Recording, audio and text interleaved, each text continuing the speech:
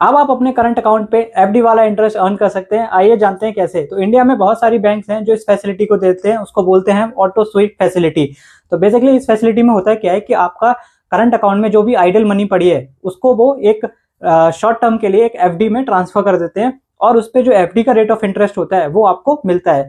सबसे अच्छी चीज ये है कि इसमें आपको कोई भी पेनल्टी देनी नहीं पड़ती अगर आप प्री मेच्योर विड्रॉल करते हैं उसका। तो आइए मैं आपको बताता हूँ कि इंडिया में कौन कौन सी ऐसी बैंक्स हैं एग्जाम्पल जो ये फीचर देते हैं। तो नंबर 1 है आईडीएफसी फर्स्ट बैंक। उनका एक स्पेशल प्रोडक्ट है करंट अकाउंट का जिसका नाम है IDFC rocket current account.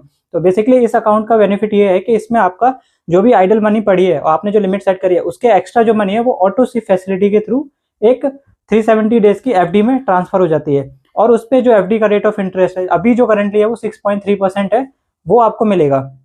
Number 2, federal bank का स्वीप प्लस करंट अकाउंट। इस केस में आपका जो भी आइडल मनी है वो ट्रांसफर हो जाता है एक 181 डेज की एफडी में, और उस पर जो current of rate of interest चल रहा है वो है अराउंड 6%। तो आपको जो भी जितने दिन भी आपकी एफडी ड्यूरेशन में रहती है तो आपको पर डे के हिसाब से एनुअल जो रेट है वो आपको उतने दिन का इंटरेस्ट मिलेगा।